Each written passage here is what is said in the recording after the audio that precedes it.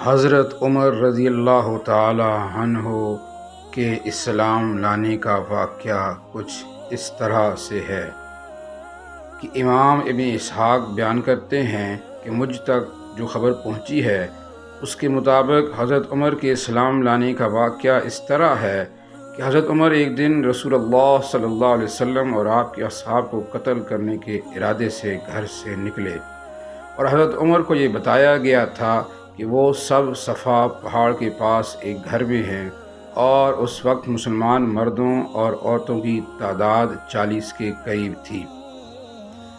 محترم سیدنا حضرت حمزہ بن عبد المطلب، حضرت ابوبکر صدیق، حضرت علی رضی اللہ تعالی عنہ اور دیگر مسلمان آپ کے ساتھ مکہ ہی میں مقیم تھے اور وہ حبشہ نہیں گئے تھے۔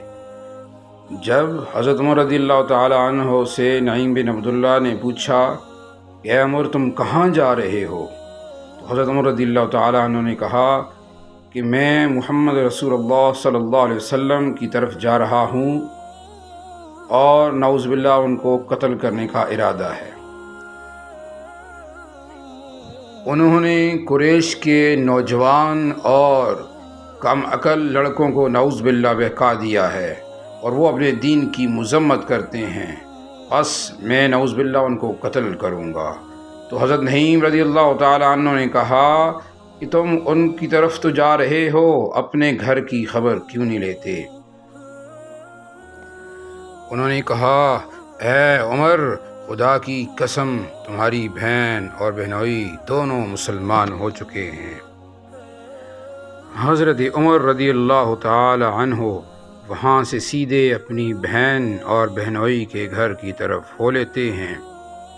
جب وہ اپنی بہن کے گھر کے پاس پہنچتے ہیں تو وہاں اندر ان کی بہن قرآن پاک کی تلاوت فرما رہی تھیں۔ جب انہوں نے عمر رضی اللہ تعالی عنہ کی آہٹ سنی تو آپ نے ان آیات کو چھپا دیا۔ حضرت عمر رضی اللہ تعالی عنہ نے قرآن پڑھنے کی آواز سن لی تھی۔ جب اندر داخل ہوئے تو پوچھا وہ کیسی آواز تھی؟ پہلے تو دونوں نے کہا کہ کوئی آواز نہیں تھی۔ تو حضرت عمر رضی اللہ تعالی عنہ نے فرمایا خدا کی قسم مجھے اطلاع مل چکی ہے کہ تم دونوں مسلمان ہو چکے ہو۔ پھر پہلے انہوں نے اپنے بہنوئی کو مارا اور پھر ان کی بہن اپنے شوہر کو بچانے کے لیے آئی تو ان کو بھی مارا اور ان کا سر پھاڑ دیا اور ان کی بہن کے سر سے خون بہنا شروع ہو گیا۔ تو پھر دونوں نے کہا کہ میرے بھائی، ہم دونوں اللہ اور اس کے رسول صلی اللہ علیہ وسلم پر ایمان لا چکے ہیں، آپ نے جو کرنا ہے وہ کر لیں، ہم ایمان لا چکے ہیں اور اسلام کو نہیں چھوڑیں گے۔ تب حضرت عمر رضی اللہ تعالی عنہ پر ان آیات کا اثر ہوا تو انہوں نے کہا کہ کہاں ہیں وہ آیات، مجھے بھی بتاؤ، مجھے بھی پڑھ کر سناؤ، میں بھی تو سنوں وہ کلام کیسا ہے۔ جب حضرت عمر رضی اللہ تعالی عنہ کی یہ بات ان کی بہن نے سنی تو انہوں نے کہا کہ نہیں، ہمیں خطرہ ہے کہ کہیں آپ اس قرآن پاک کی توہین نہ کریں۔ تو حضرت عمر رضی اللہ تعالی عنہ نے فرمایا کہ تم مجھ سے نہ ڈرو، میں اپنے بتوں کی قسم کھا کر کہتا ہوں کہ میں تمہاری آیات کو کچھ نہیں کروں گا، ان کی توہین نہیں کروں گا۔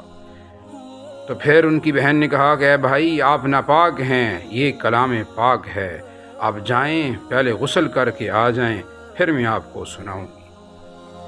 حضرت عمر رضی اللہ تعالی عنہ جب غسل کر کے آئے تو آپ کی بہن نے سورہ طٰہٰ تلاوت فرمائی۔ حضرت عمر رضی اللہ تعالی عنہ وہ آیات سنتے گئے اور ان کے دل کی سیاہی دور ہوتی گئی، اللہ کی طرف سے روشنی آتی گئی، اللہ کی طرف سے ہدایت ملتی گئی، اور کہا کہ مجھے بھی نبی صلی اللہ علیہ وسلم کے پاس لے جاؤ، میں بھی اسلام لانا چاہتا ہوں۔ پھر حضرت عمر رضی اللہ تعالی عنہ نے اپنی تلوار لٹکائی اور رسول اللہ صلی اللہ علیہ وسلم کی طرف چل پڑے۔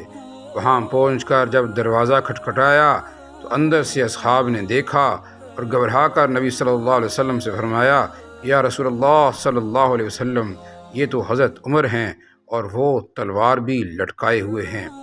تو حضرت حمزہ بن عبد المطلب نے کہا کہ اس کو آنے دو، اگر اس کے آنے کی نیت اچھی ہے تو ہم خوش آمدید کہیں گے، اور اگر وہ کسی برائی کے ارادے سے آیا ہے تو ہم اس کو اسی کی تلوار سے قتل کر دیں گے۔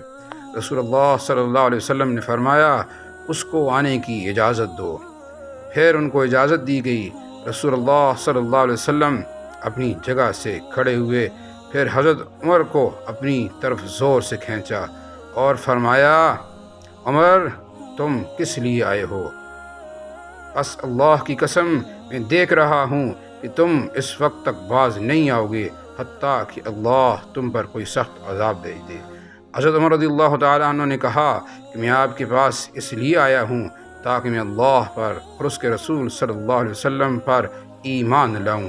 یہ سن کر رسول اللہ صلی اللہ علیہ وسلم نے بآواز بلند فرمایا، اللہ اکبر، حتیٰ کہ گھر میں موجود تمام اصحاب نے بھی اس بات کو سن لیا کہ حضرت عمر رضی اللہ تعالی عنہ اسلام لے آئے۔